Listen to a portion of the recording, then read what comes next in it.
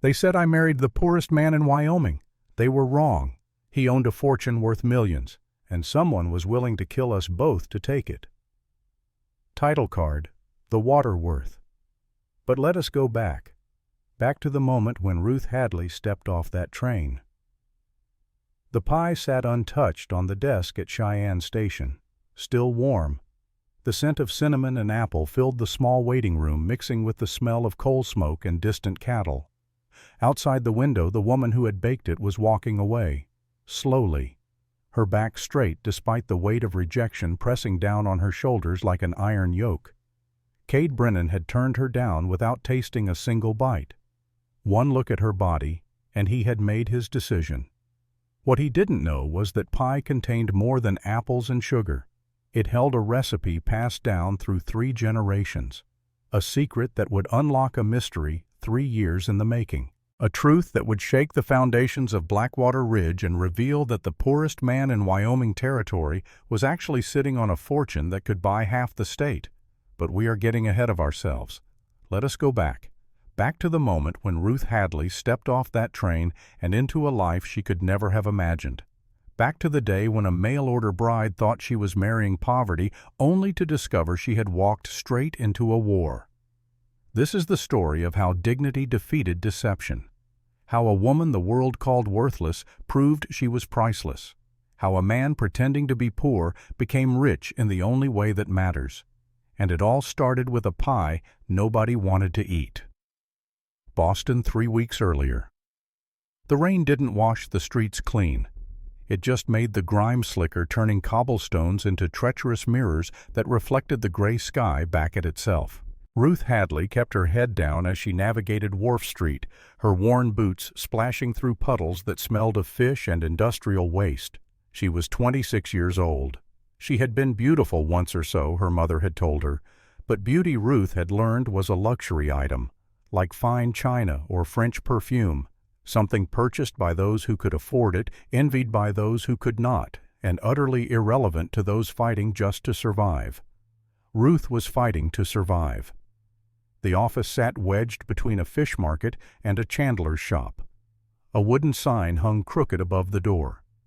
Finch Financial Services. The paint was peeling. The building itself seemed to lean inward as if ashamed of the business conducted within its walls. Ruth climbed the narrow stairs. Each step creaked under her weight, announcing her arrival like a herald she did not want. Marcus Finch sat behind a desk that had seen better decades. He was 45, with the kind of face that had once been handsome but had curdled into something harder. His eyes were the color of dirty ice. When he smiled, which he did often, the expression never reached those eyes. He smiled when Ruth entered. "Miss Hadley, right on time. I appreciate punctuality in my clients." Ruth remained standing. She had not been offered a seat. "I am here about my father's debt." "Of course you are." Finch opened a ledger, though Ruth suspected he had the numbers memorized. $2,000, principal, plus 3 months of interest at 20%. That brings us to $2,400, a substantial sum. Ruth's hands tightened on her reticule. Inside was $8, her entire savings, a pathetic shield against a $2,000 sword. "I am a seamstress," she said. "I earn $8 a week. If I could make payments—" "6 years," Finch interrupted. "If you lived on nothing, no rent, no food, no heat. Even then, the interest would accumulate faster than you could pay. We would be having this same conversation when you are 32, Miss Hadley, and I am not a patient man." He stood, walked around the desk. Ruth forced herself not to step back. "However," Finch pulled a newspaper from his desk drawer, "I am not without compassion. I understand your situation. Young woman, alone, no family, no prospects." He unfolded the paper, pointed to an advertisement circled in red ink. "This gentleman is seeking a wife, Wyoming Territory. He has already purchased a train ticket for the appropriate candidate, $45. If you were to accept this opportunity, I would be willing to reduce your father's debt by $40 as a gesture of goodwill." Ruth stared at the advertisement. Wanted wife. Must be of sturdy constitution and honest character. Life is hard. Solitude is absolute. I offer a roof and protection. I offer no luxuries. Write to Cade Brennan, Blackwater Ridge, Wyoming Territory. It was the bleakest marriage proposal Ruth had ever seen. No mention of love, no promise of comfort, just hard work and a roof. But one word caught her attention: protection. "And if I refuse?" Ruth asked quietly. Finch's smile widened. "Then we discuss alternative payment arrangements. Your father's shop, for instance. The building itself is worth perhaps $300. The equipment another $200. That leaves $1,900.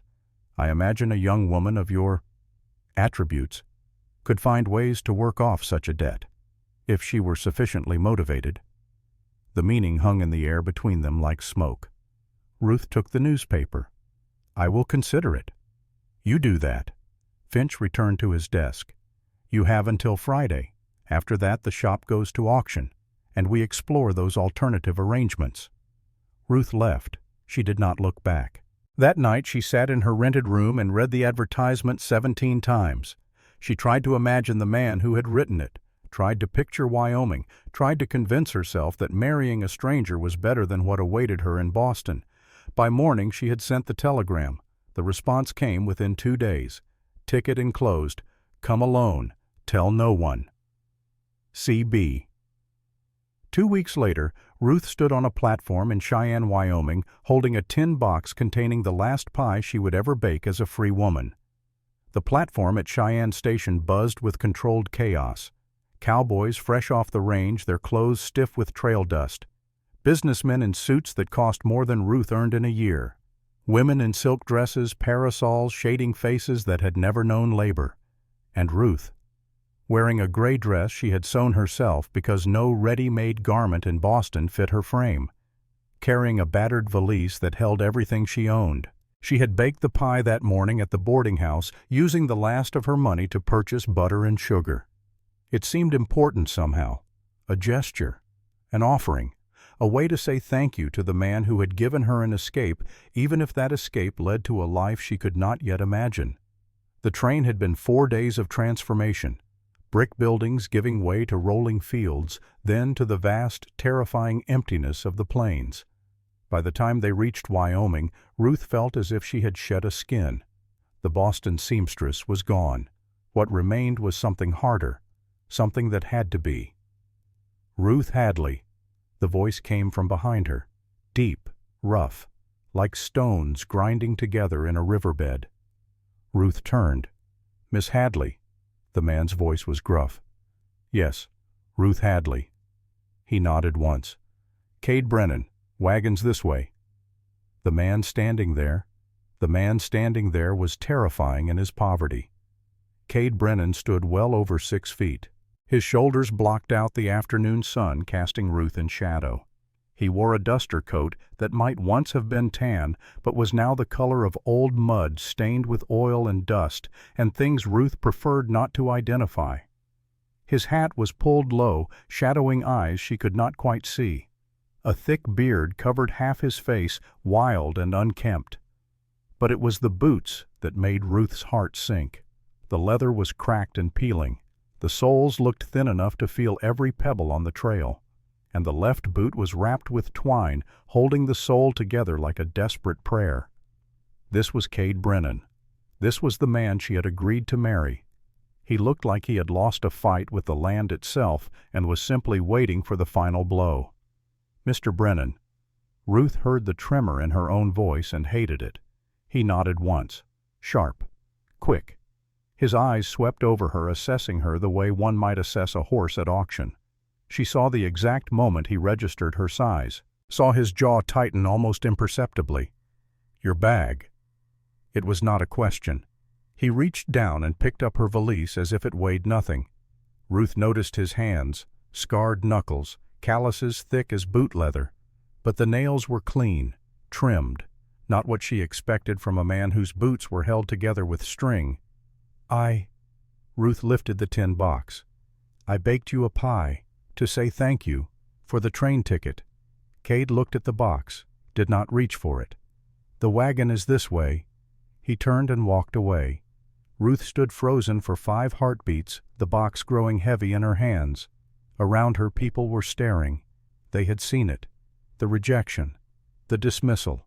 She could run, take the pie, take her valise, find work in Cheyenne. She was a skilled seamstress.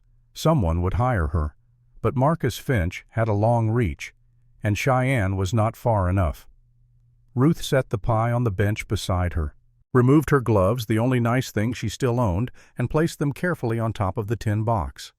A small monument to hope abandoned. Then she followed Cade Brennan into her new life. Cheyenne's main street was a study in contradictions.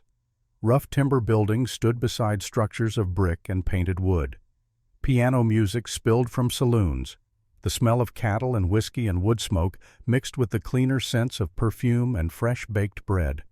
Ruth felt small, not because of her size, though she was accustomed to that feeling, but because this place was so utterly foreign. Boston had been crowded but familiar. Here the sky stretched forever. The mountains in the distance looked like the edge of the world. Cade led her past the nice carriages, past the sturdy freight wagons, to the very edge of the lot where a buckboard wagon sat like a wounded animal.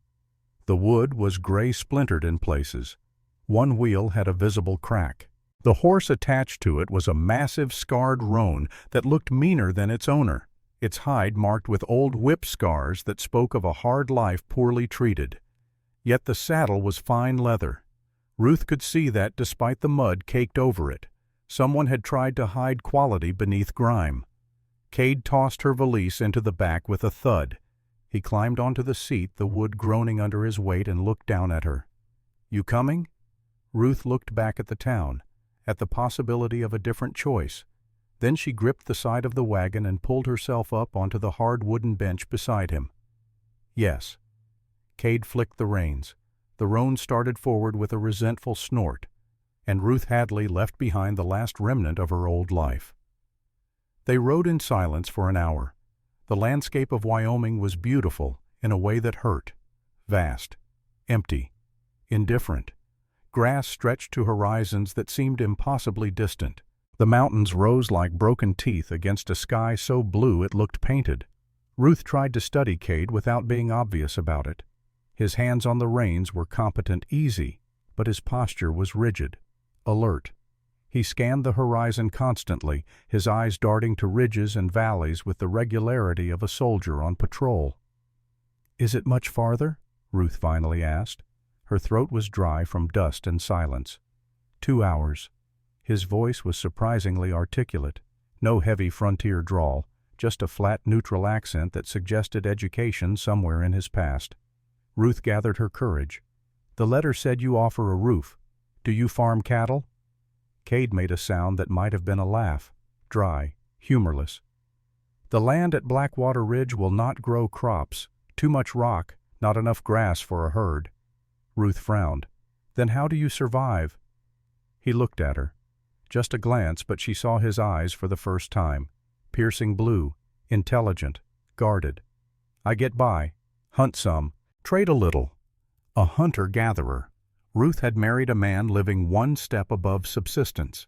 The sun was setting when Cade turned off what Ruth generously called a main trail onto a narrow, rocky path that wound up into the foothills. The temperature dropped like a stone. Ruth began to shiver. Without a word, Cade reached behind the seat and pulled out a heavy wool blanket. He tossed it into her lap. It smelled of wood smoke and horse and something clean she could not identify, but it was thick and warm. "Thank you," Ruth murmured. He did not reply. Another hour passed. The path grew steeper. Ruth's hands ached from gripping the seat as the wagon jolted over rocks. She was about to ask again how much farther when they crested a rise. Below them, illuminated by moonlight, lay a small valley bowl surrounded by jagged cliffs on 3 sides. In the center sat the homestead. Ruth had to stifle a gasp. It was a sod house, literally dug into the side of the hill with a front wall made of stacked logs and packed earth. It looked less like a home and more like something an animal would burrow into for winter. A leaning barn stood off to one side, its roof patched with rusted tin and more sod. A single lantern hung from a hook by the door, swinging gently in the wind. "This is it," Cade said, pulling the wagon to a halt. Ruth sat frozen. In Boston, even the poorest tenements had brick walls. This was dirt. She was going to live in dirt. Cade hopped down and came around to her side of the wagon. For the first time he was gentle. He took her waist to lift her down, his grip firm but respectful. "It is not much," he said, his voice lowering. "But it is safe." Safe from what Ruth wanted to ask, but she was too numb to speak. She walked to the door. It was heavy oak, oddly thick for such a ramshackle structure, and it was secured with a massive iron bolt. The kind of lock you would see on a bank vault, not a dirt hut. Cade unlocked it and ushered her inside. The interior was one room. A cast-iron stove sat in the corner, radiating dying heat. A rough-hewn table stood in the center with 2 chairs. A bed occupied the far corner, covered in furs. The floor was packed earth, swept clean. It was dismal. "I will tend the horse," Cade said. "There is stew in the pot. Eat." A small sound came from the loft above. Ruth looked up, startled. A boy's face appeared over the edge of the loft, maybe 7 years old, dark hair, blue eyes like Cade's, serious expression. "That's Jesse," Cade said quietly. "My son. He stays in the loft. He's shy around strangers." The boy stared at Ruth for a long moment, then disappeared back into the shadows. "His mother," Ruth asked. "Dead. 3 years ago. Fever." Cade's voice was flat. "Jess doesn't talk much anymore. Give him time." He left her alone. Ruth stood in the center of the room, fighting back tears of exhaustion and despair. "This is my life now," she thought. "I am Mrs. Cade Brennan, mistress of a mud pit." She walked to the stove and lifted the lid of the pot. The smell of venison and sage wafted up. Her stomach growled traitorously. She found a tin bowl and spoon and served herself. As she ate, her eyes wandered the room. The table was rough pine, but the chair she sat in was mahogany, old, scratched, but unmistakable in its craftsmanship. This was fine furniture, the kind she had seen in the wealthy parlors of Beacon Hill. She stood and walked to the shelf above the bed. Books lined it, not just a Bible, but leather-bound volumes. The Wealth of Nations by Adam Smith, Principles of Geology, Meditations by Marcus Aurelius. Ruth pulled down a copy of Shakespeare's sonnets. It fell open to a marked page. In the margins, someone had written notes in sharp, angular handwriting. The ink was high quality. Ruth jumped, nearly dropping the book. Cade stood in the doorway. He had removed his hat and duster. Without the shadows, he looked younger than she had thought. 32, perhaps, and handsome in a rugged, dangerous way, though his face was deeply tired. "I did not expect to find a library here," Ruth managed. Cade walked to the stove and poured himself coffee from a tin pot. He leaned against the wall, sipping, watching her. "Books are easy to carry. They do not eat much." Ruth set the Shakespeare back on the shelf. "You are disappointed." It was not a question. "I am surprised, Mr. Brennan. You live simply, yet you read philosophy and sit on mahogany chairs." Cade's eyes narrowed slightly. "Debris from a past life. Do not read too much into it." "And the lock on the door," Ruth said, her fear giving way to frustration. "It is a fortress bolt on a mud hut. Who are you afraid of? Or should I ask, who is afraid of you?" Cade set his cup down. The metal clinked loudly in the silence. He walked toward her, stopping just a few feet away. The air seemed to compress. "There are wolves in these hills, Ruth," he said softly, "and things worse than wolves. You wanted protection from debt in Boston. I am giving it to you, but the price is that you do not ask questions about the past. Do we have an accord?" Ruth looked up at him. She saw danger, but she also saw something else, a weary sadness. And beneath the collar of his shirt, she noticed something she had missed before. He was wearing a ring on a chain around his neck, heavy gold, the kind that cost a fortune. "An accord," Ruth whispered.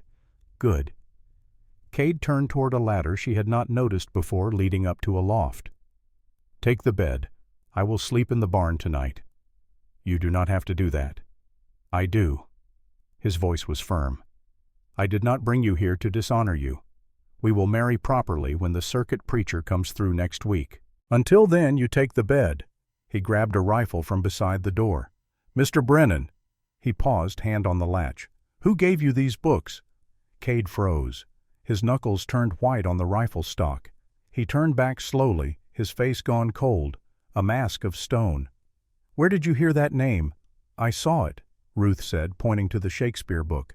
"On the inside cover, property of C. Sterling." For a long moment Cade stared at her. When he finally spoke, his voice had dropped to a growl. "A friend. Long dead. The books are all I have left of him. Now they are mine. That is all you need to know." He slammed the door behind him. Ruth stood in the silence, listening to the wind howl outside. She looked at the book, at the heavy bolt on the door, at the mahogany chair that had no business in a poor farmer's hut. She was not just a poor farmer's wife, she realized. She was a piece in a game she did not understand. And as she lay down on the furs that night, listening to the wind and the distant howl of actual wolves, Ruth knew with absolute certainty that Cade Brennan was not hiding from poverty. He was lying in wait. But for what? The first light of dawn did not gently wake Ruth. It assaulted her. The sun crested the eastern ridge and shot beams through cracks in the wooden door, illuminating dust motes that danced in the cold air like tiny spirits. Ruth woke with a gasp, disoriented. For one blessed second she thought she was back in Boston. Then she smelled the earth, rich, dry, the scent of packed dirt walls. Memory flooded back. She sat up. The room was empty. The heavy iron bolt on the door was unlatched. Cade was gone. Ruth rose, wrapping the wool blanket around her shoulders. The fire in the stove had burned down to embers. She added kindling from a pile, watching flames lick the wood before turning to survey her domain in daylight. It was cleaner than it had looked the night before, but undeniably poor. The floor was hard-packed earth. The walls were lined with old newspapers to prevent dirt from crumbling. Reading headlines from 1872 only added to Ruth's feeling of being trapped in time. A note lay on the table, weighted down by a brass compass. "Gone to check perimeter. Do not leave valley. Water in barrel outside. CB. Check the perimeter. Like a soldier." Ruth dressed quickly in her simplest day dress, a gray calico that had seen better years. She stepped outside. The morning air was crisp and smelled of sagebrush and pine. The view, she had to admit, was spectacular. The valley was a golden bowl of tall grass protected on all sides by granite cliffs that rose like jagged teeth against a sky so blue it hurt to look at. But her eyes were drawn to the barn. It sat about 50 yards from the house, leaning precariously to the left. The roof was patched with rusted tin and more sod. It looked like a strong wind would flatten it. If Cade was a farmer, his tools would be there. If he was a hunter, his hides would be curing there. She needed to know what kind of life she had signed up for, whether they were going to starve come winter. Ruth walked across the yard, her boots crunching on frost-covered grass. The barn door hung on one hinge, secured only by a loop of rope. "Hello?" she called softly. "Mr. Brennan?" Silence. She pulled the rope and squeezed through the gap. The inside of the barn was dim lit only by shafts of light piercing through gaps in the rotting siding. At first glance it was exactly what she expected.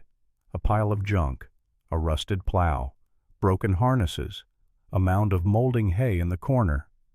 But Ruth was a seamstress. Her entire life was built on noticing details: a missed stitch, a mismatched button, a hem that was not quite straight. And something about this barn was not straight. The outside of the barn appeared to be about 30 feet deep, but the back wall, a wall of stacked hay bales, was only 20 feet in. 10 feet were missing. Curiosity warred with fear. "Do not ask questions about the past," Cade had said. But this was not the past. This was her present. Ruth walked toward the back wall. The hay bales were stacked neatly. Too neatly. She pulled at one. It was heavy, but it shifted. Behind it was not a wooden wall. It was a dark, oil-stained canvas tarp. Ruth's heart hammered against her ribs. She looked over her shoulder at the open door. The yard was empty. She pulled the tarp aside. There was a door. Not a barn door. A heavy, reinforced steel door, the kind she had seen on bank vaults in Boston.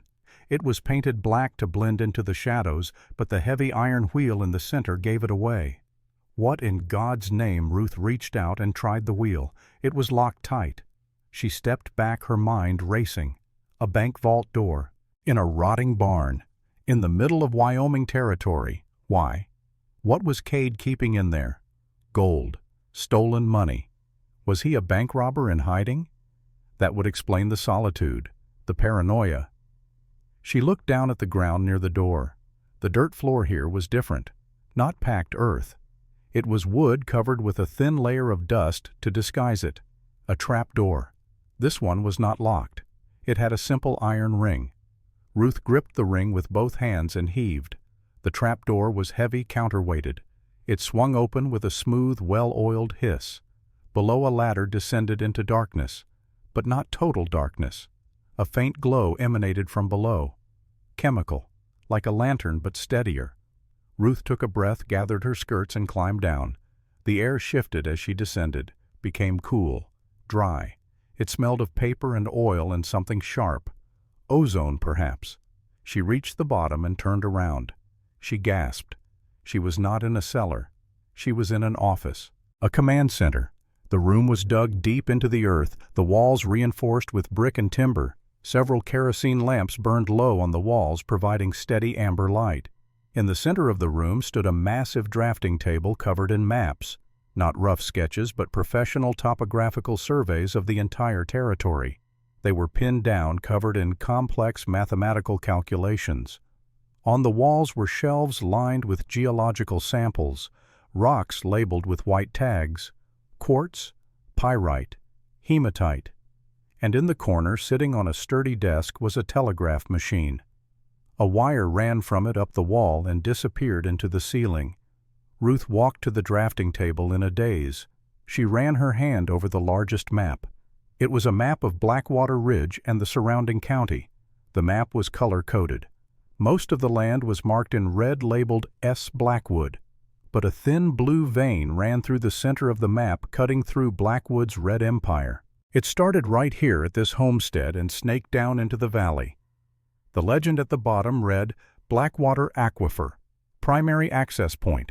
Underneath that, stamped in official ink, deed holder Cade Brennan. Ruth stared.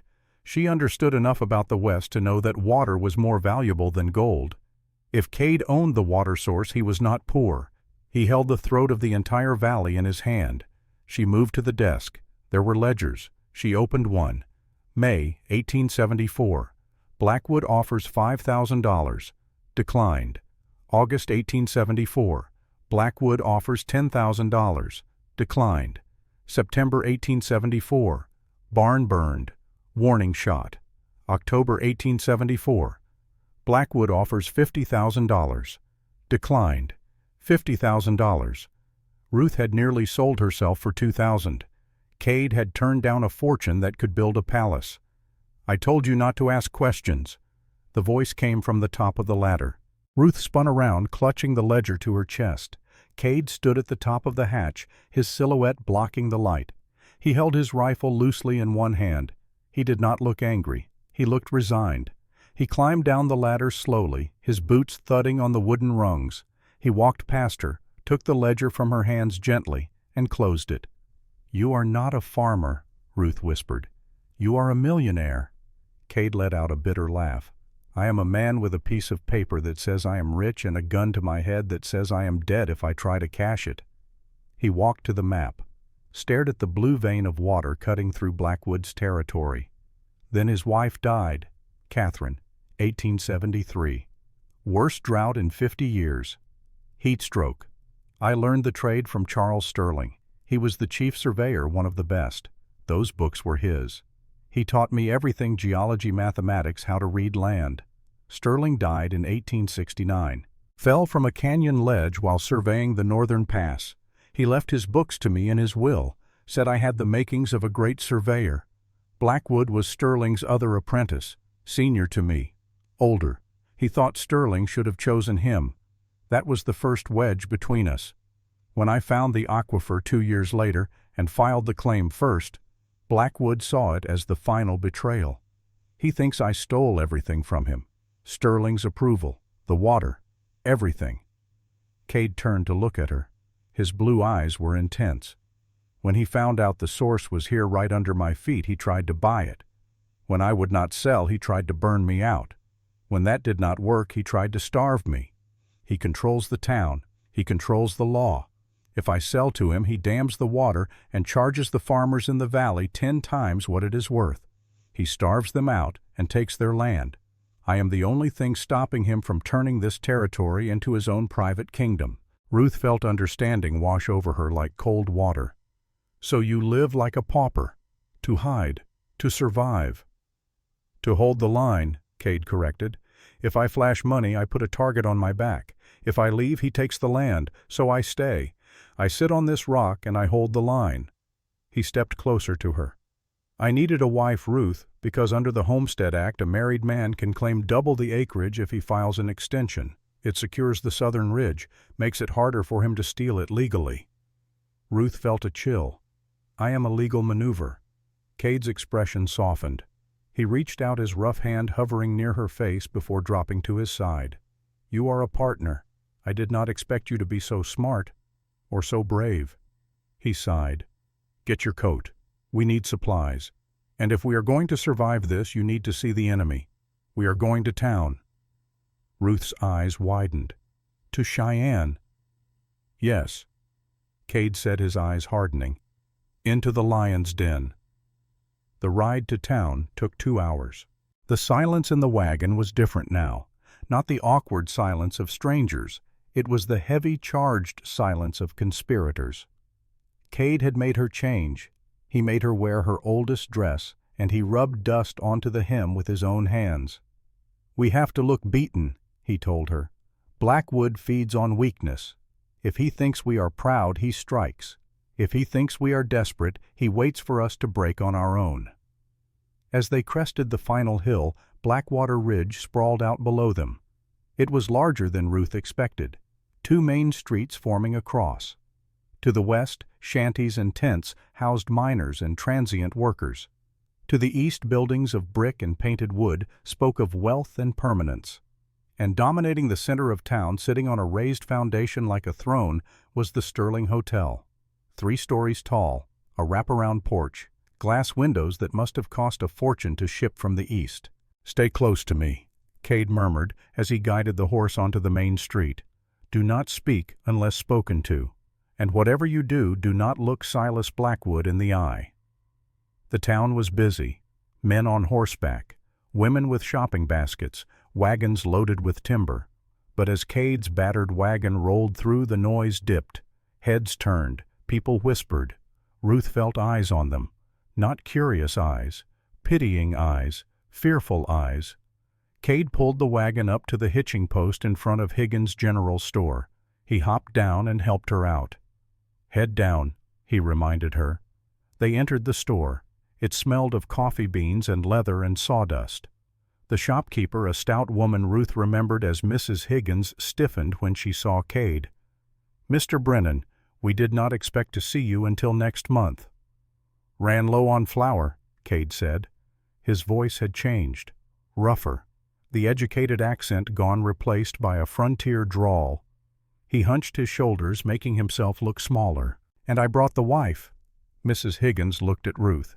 Her eyes traveled over Ruth's dusty dress with undisguised judgment. So I heard. Mail order, was it? Ruth wanted to snap back, but she remembered Cade's warning. She looked at the floor. Yes, ma'am.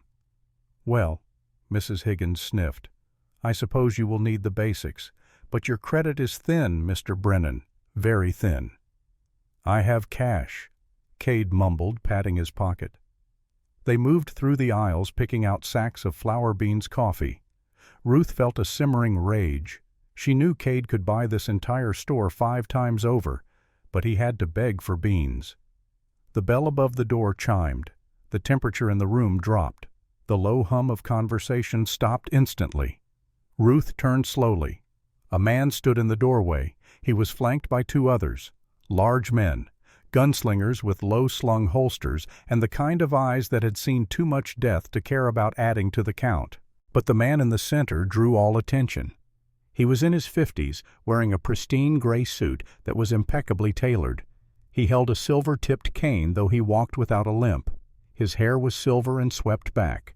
His face was handsome, smooth, and utterly predatory. This was Silas Blackwood.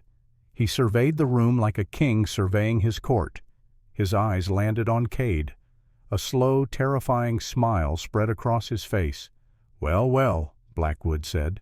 His voice was smooth, like oiled silk. "If it is not the hermit of the hills—" He walked toward them. The sound of his cane tapping on the floorboards was the only sound in the room. "I heard you fetched yourself a bride, Brennan." He stopped just a few feet away, looked at Ruth. His gaze felt like a physical touch, slimy, invasive. A city girl by the looks of her. Boston. Ruth stayed silent. "She has spirit," Blackwood mused, "or she is mute." "Which is it?" "She is shy, Mr. Blackwood," Cade said quickly, stepping slightly in front of Ruth. "We do not want any trouble." Blackwood laughed. It was a cold, barking sound. "Trouble. Brennan, you are the trouble. You are a stain on the progress of this valley, a tick on the back of a thoroughbred." He stepped closer, invading Cade's space. "My offer still stands. $50,000. That is a fortune for a man who wears boots held together with string. You could take your pretty little wife to San Francisco. Buy her a silk dress instead of this." He gestured vaguely at Ruth's dusty clothes. Cade's hands clenched at his sides. Ruth saw the tendons straining. He wanted to kill this man. She could feel the violence radiating off him like heat. But Cade forced his hands open. "I like my land, Mr. Blackwood. It is home." "It is a grave," Blackwood hissed, "and sooner or later you are going to fall into it." He turned his attention back to Ruth. Before Cade could stop him, Blackwood reached out and lifted Ruth's chin with the tip of his gloved finger. "You are a pretty thing," Blackwood said softly. "When you tire of starving up there in the dirt, you come see me at the hotel. I have a suite, with a bathtub, and hot water." Cade moved, just a subtle shift, a tensing of shoulders, but the two gunmen behind Blackwood instantly dropped their hands to their pistols. Ruth saw it. If Cade fought, he died. Right here in the flower aisle of Higgins' General Store. She jerked her chin away from Blackwood's finger. "I prefer the dirt," she said. Her voice was clear, crisp, undeniably Bostonian. "It is cleaner." The store went deathly silent. Mrs. Higgins gasped behind the counter. Blackwood stared at her. For 1 second his eyes flashed with genuine anger. Then he chuckled. "Cleaner! We will see how clean you feel when the snow comes, my dear. We will see." He tipped his hat mockingly to Cade. "Tick-tock, Brennan. The railroad is coming in the spring. I want that deed before the first track is laid, or I will take it from your cold, dead hands." He spun on his heel and walked out, his henchmen trailing behind. Ruth let out a breath she had not known she was holding. Her knees felt weak. Cade grabbed her arm. His grip was tight. "Pay," he said to the counter. "Now." He threw a coin onto the counter. Not copper pennies, a heavy gold eagle, a $20 piece. Mrs. Higgins stared at it, then at Cade's ragged coat. Her eyes narrowed with sudden suspicion. "Keep the change," Cade growled. He grabbed the sack of flour and ushered Ruth out the door, moving fast. "You should not have spoken," Cade hissed as he threw supplies into the wagon. "He touched me," Ruth said. Her voice shook. "I was not going to let him treat me like chattel." "He was baiting me, Ruth."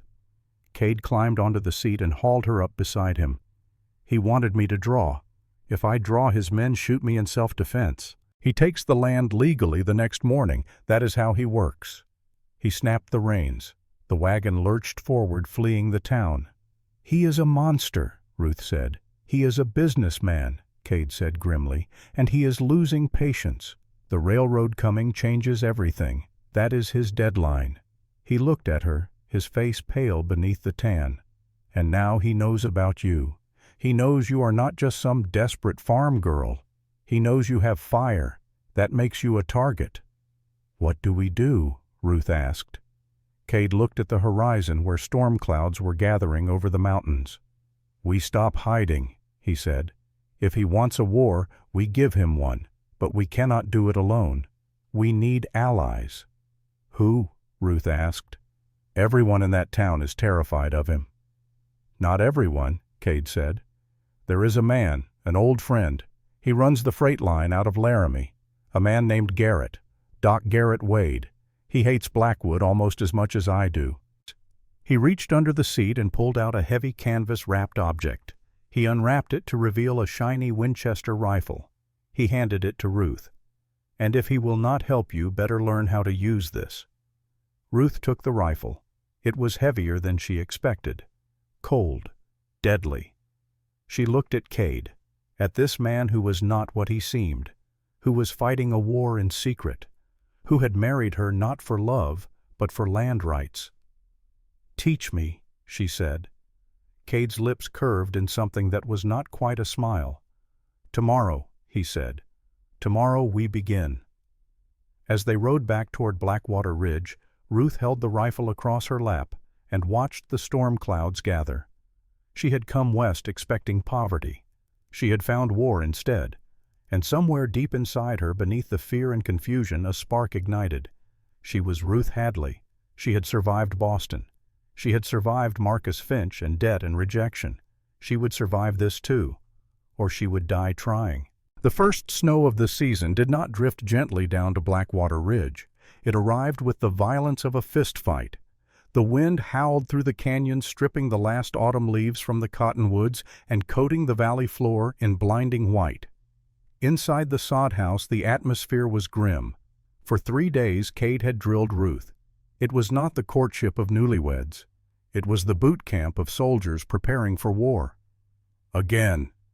Cade's voice cut through the biting wind behind the house.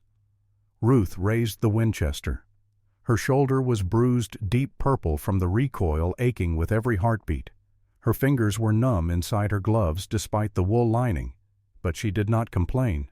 She sighted the empty tin can perched on a fence post 50 yards away. Breathed in, breathed out, squeezed. Crack. The can spun into the air, a jagged hole punched through its center. "Good," Cade grunted. He did not offer praise, just affirmation. "Now reload. Do it while walking backward. Eyes up." Ruth fumbled with the lever action. Her hands were shaking from cold and exhaustion. "Do you really think he will come this soon?" she asked. "In this weather?" Cade scanned the ridgeline. His eyes narrowed against the glare of snow on granite. "Blackwood is arrogant, but he is not stupid. He knows the snow locks us in. He knows no one can get up that trail from town easily once the drifts get deep. If he is going to make a move, he will do it before we are completely snowed in.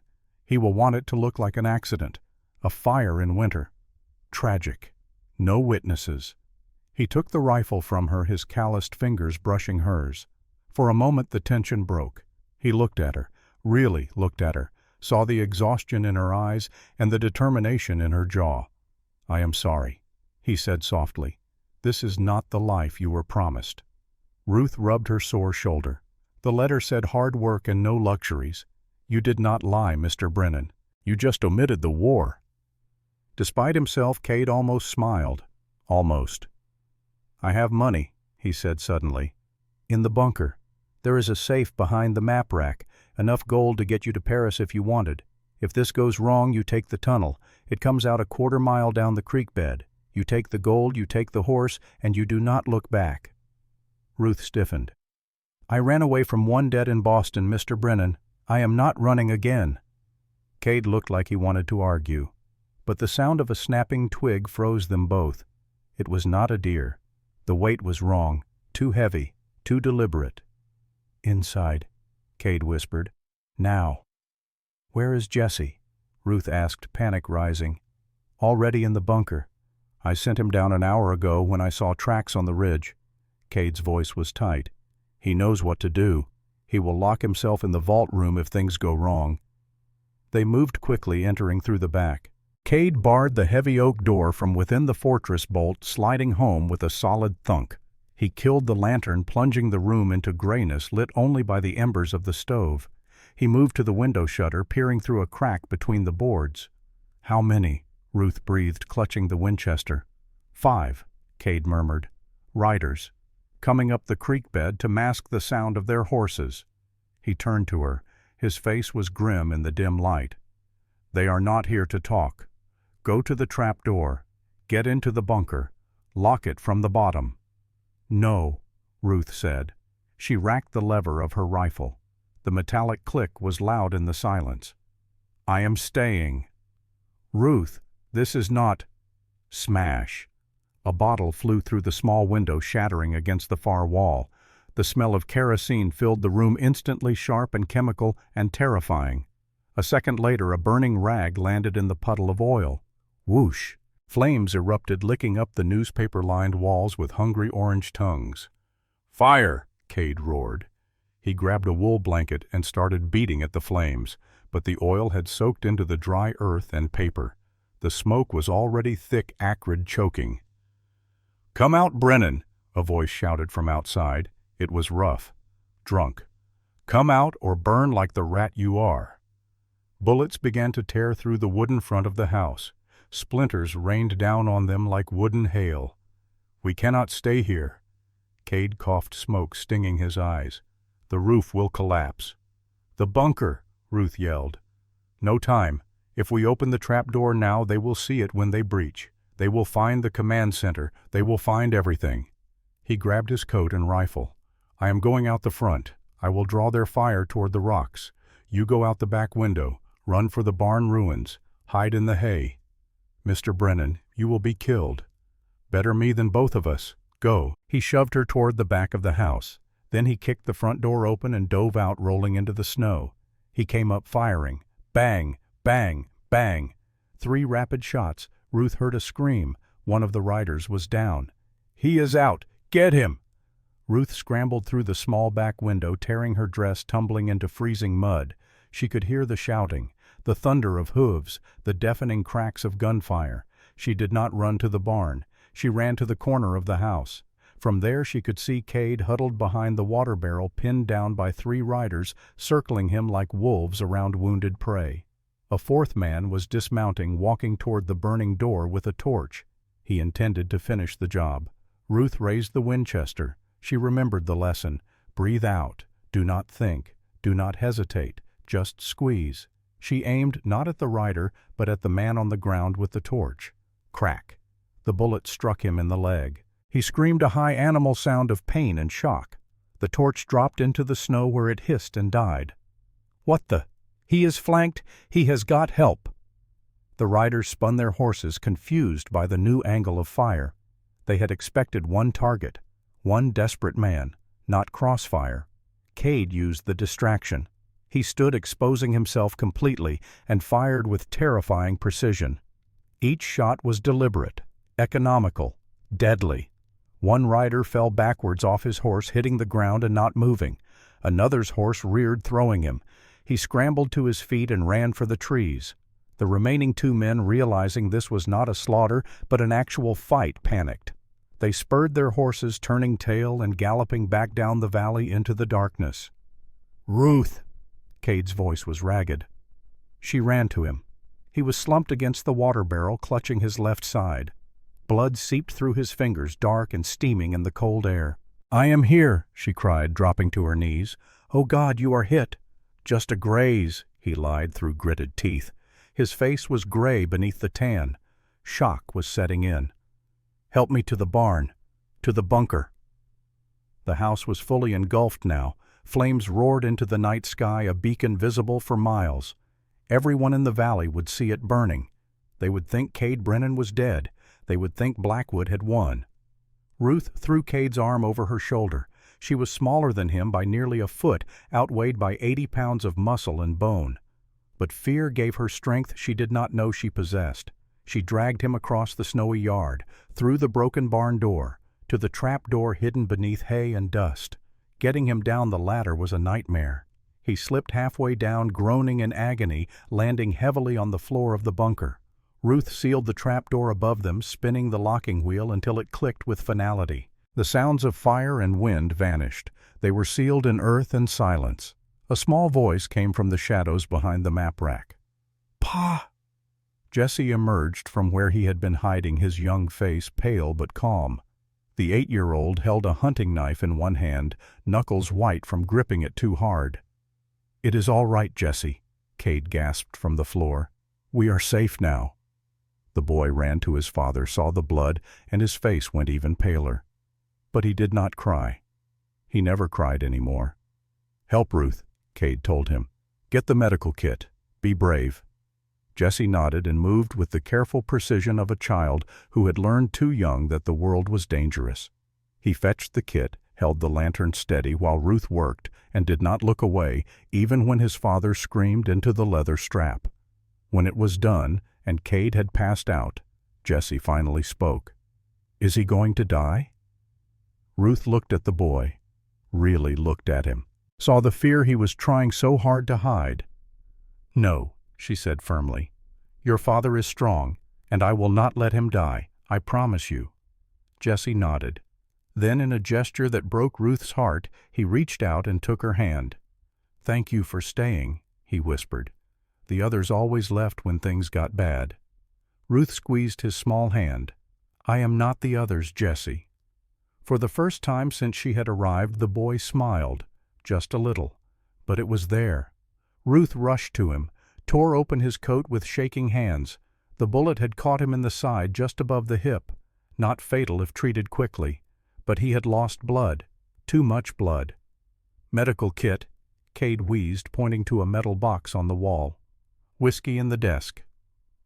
For the next hour, Ruth Hadley was not a seamstress. She was a field surgeon. Her mother had taught her. Years ago, when Ruth was young and her mother still worked for the Aldrich family on Beacon Hill, the mistress had been frail, prone to fainting spells and mysterious ailments. Ruth's mother had learned basic medical care out of necessity, and she had passed that knowledge to her daughter. Ruth cleaned the wound with whiskey. Cade bit down on a leather strap to keep from screaming. She probed for the bullet with steady hands, her needlework skills finding gruesome purpose. The bullet had gone through, which was fortunate. Entry and exit, just tissue damage and blood loss.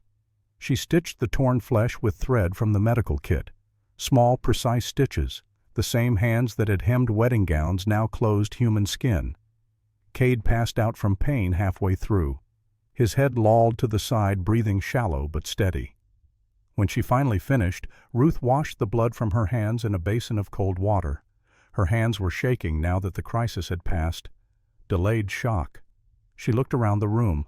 Her home upstairs was gone. Burning. Everything she owned except the clothes on her back and the rifle she had carried was ash. They were trapped underground. Blackwood would think them dead, at least for a day or two, maybe longer. Ruth walked to the telegraph machine in the corner. Cade had mentioned a name, an ally, Garrett Wade, a freight line operator who hated Blackwood. She did not know Morse code, but she found a small notebook next to the machine labeled in Cade's neat handwriting, cipher. She opened it.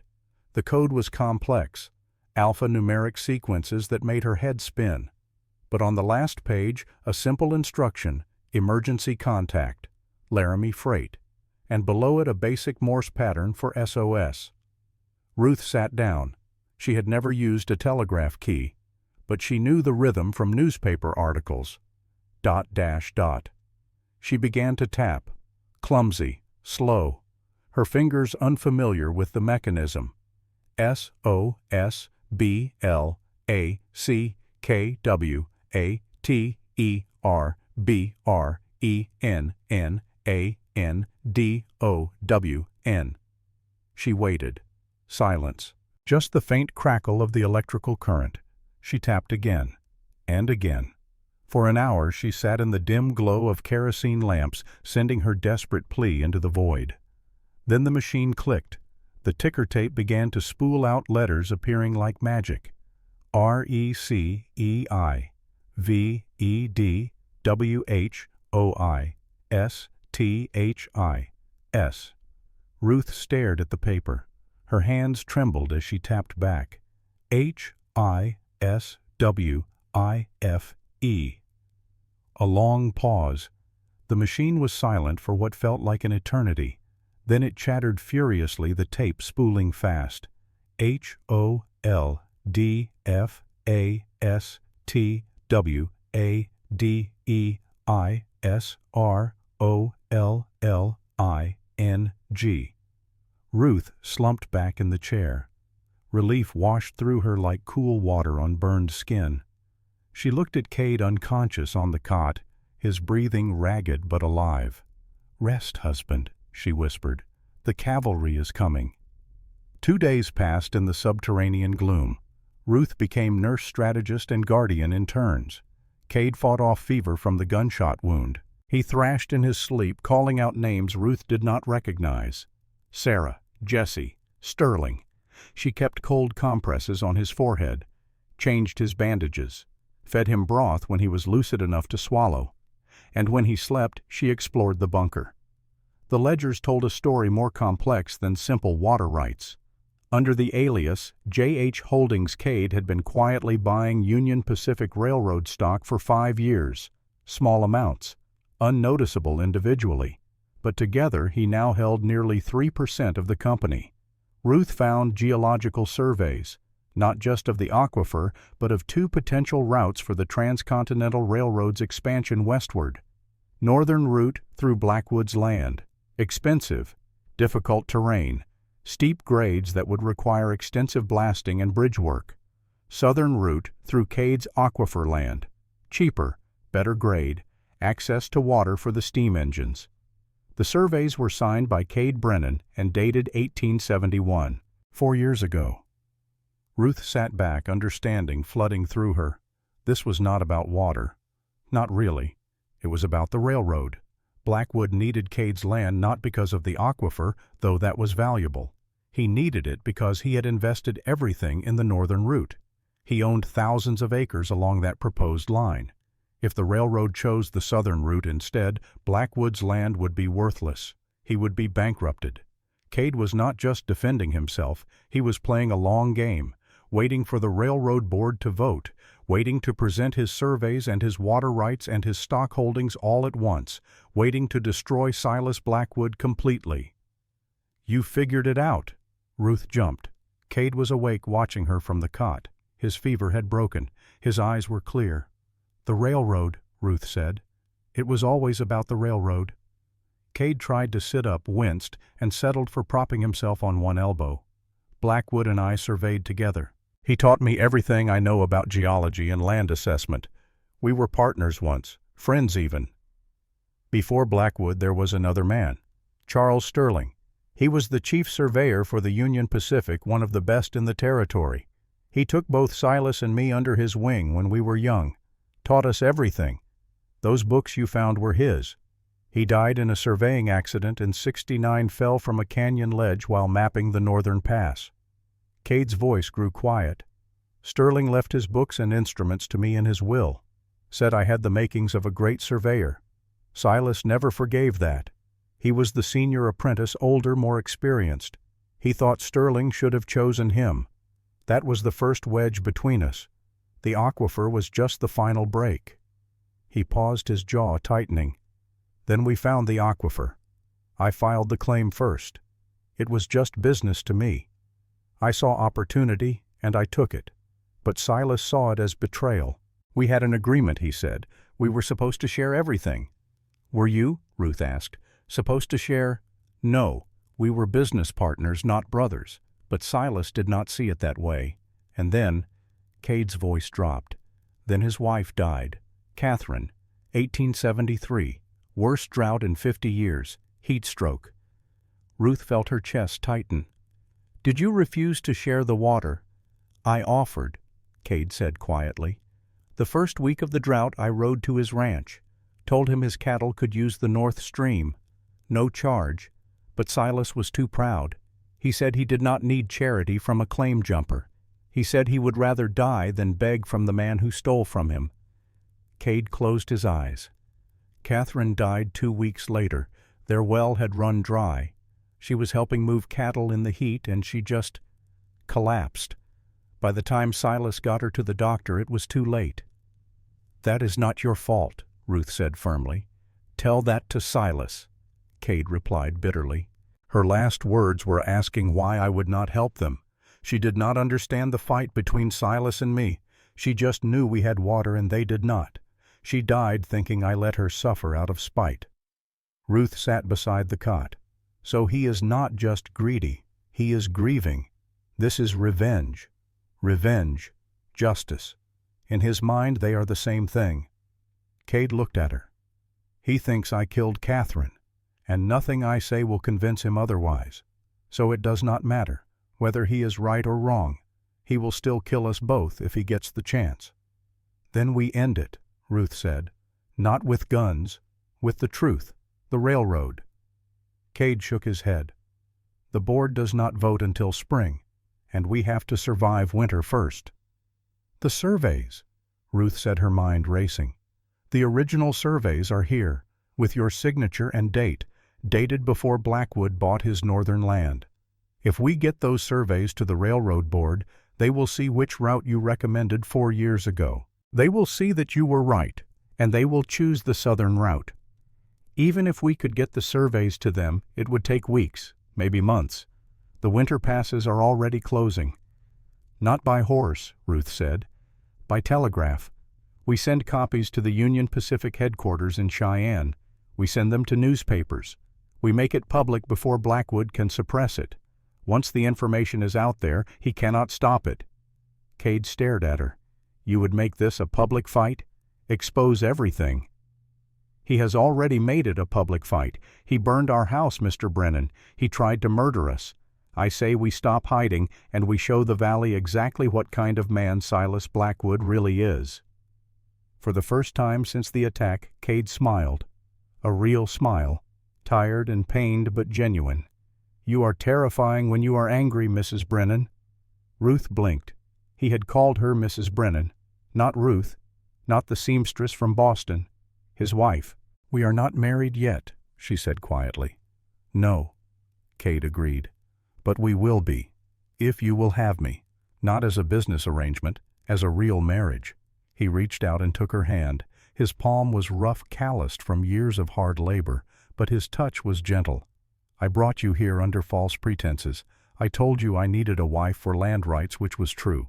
But somewhere in these last few days, watching you shoot, watching you stitch me up, watching you refuse to run when any sane person would have fled, I realized I do not just need a wife. I want one. I want you." Ruth felt tears prick her eyes. "You barely know me. I know you are brave. I know you are smart. I know you took a bullet meant for me and did not hesitate. That is enough to build on, Ruth, if you are willing." Ruth looked at their joined hands, hers small and pale, his large and scarred. Two people from different worlds thrown together by desperation and debt and water rights. It should not work. By all logic and reason, they should be miserable together. But she was not miserable. She was angry, determined, alive in a way she had not been in years. "Yes," she said, "I am willing." Cade pulled her down, kissed her forehead gently. "Then let us win this war first. Then we will have a proper wedding." 3 rhythmic knocks echoed through the bunker. Tap, tap, tap. A pause. Tap, tap. Ruth grabbed the rifle. Cade tried to stand, fell back with a grunt of pain. "That is the signal," he gasped. "Wade is here." Ruth climbed the ladder, unlocked the hatch, and pushed it open. A man stood above, silhouetted against gray sky. He was older, maybe 50, with a grizzled beard and the weathered face of someone who had spent a lifetime outdoors. He wore a heavy coat and carried a rifle slung over his shoulder. Behind him, 2 younger men were unloading something from a wagon.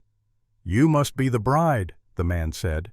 His voice was deep rough, but not unkind. "Doc Garrett Wade, Cade around. He is wounded, gunshot, but alive." Wade climbed down the ladder with surprising agility for a man his age. He took one look at Cade on the cot and grunted. "Looks like you finally pissed off Blackwood enough to make him move. About time. Was getting boring waiting for this dance to start." "Good to see you too, Garrett," Cade said weakly. Wade knelt beside the cot, examined the bandage. Your wife did good work. Clean stitches. You will live. Unfortunately for me, since that means I still owe you money from poker." Despite the pain, Cade laughed.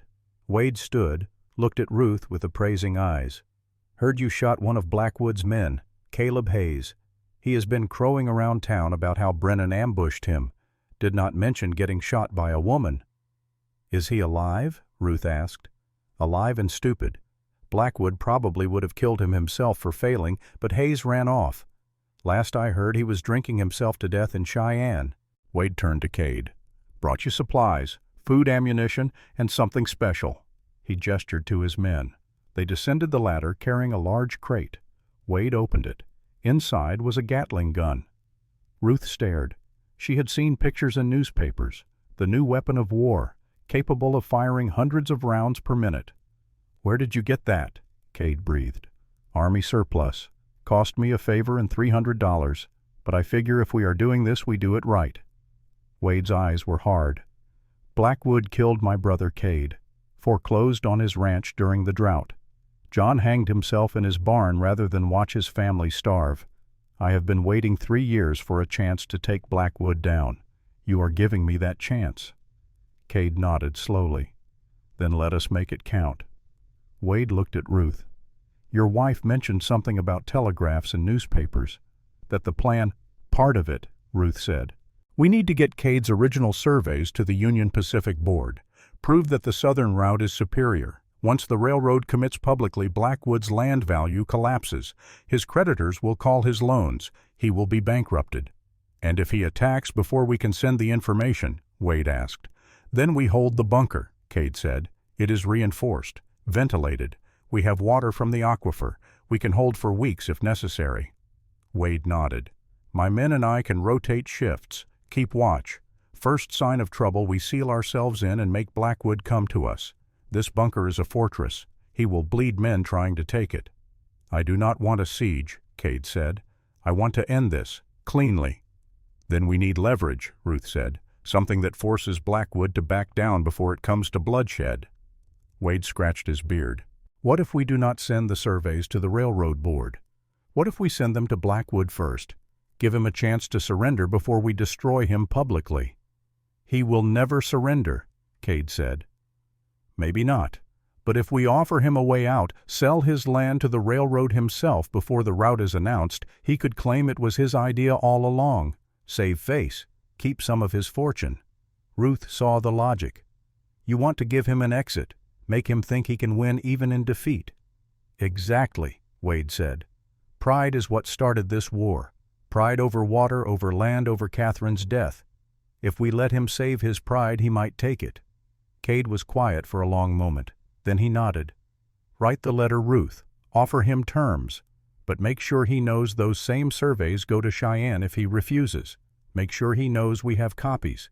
Make sure he knows that no matter what he does to us, the truth gets out." Ruth found paper and pen. She wrote carefully, precisely. "Mr. Blackwood, we have in our possession geological surveys proving the Southern Railroad route superior.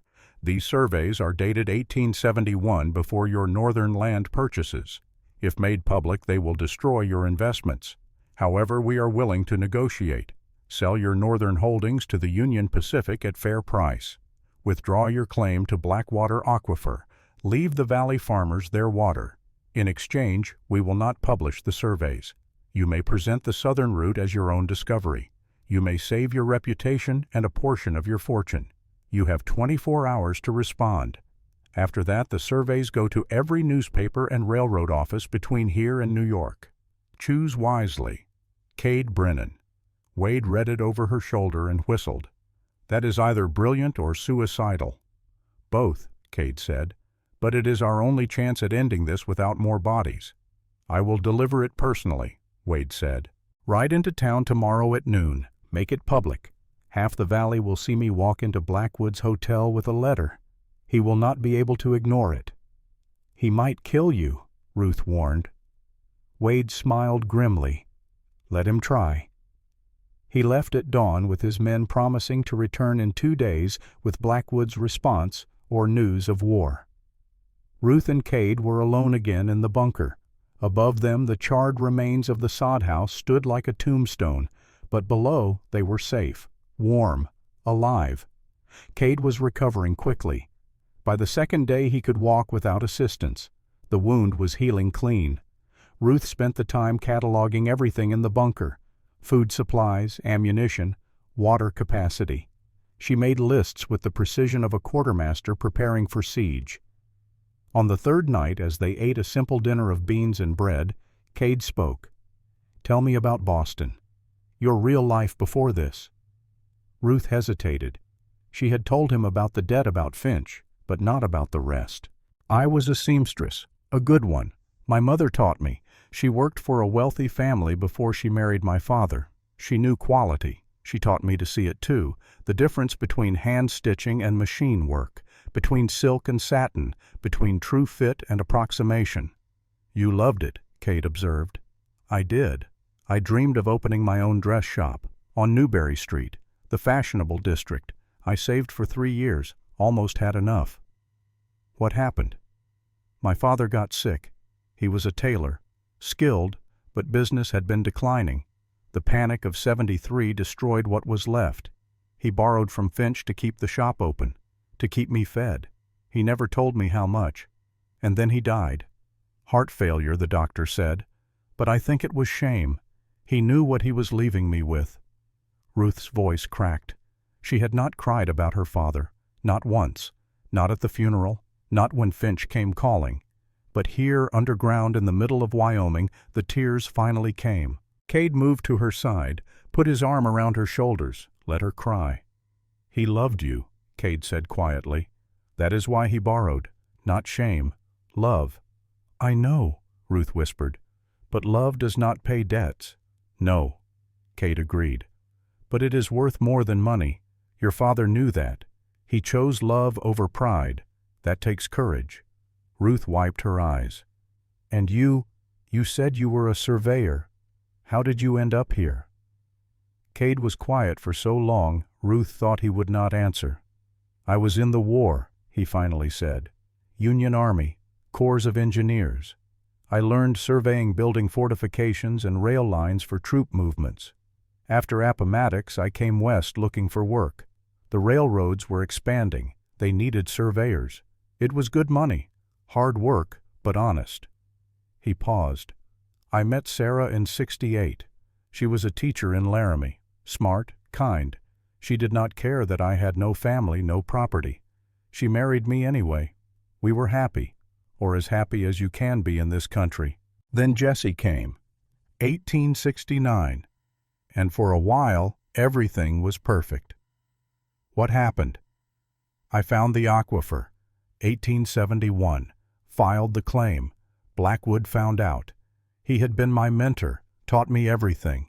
He felt I owed him a share. I disagreed. We argued.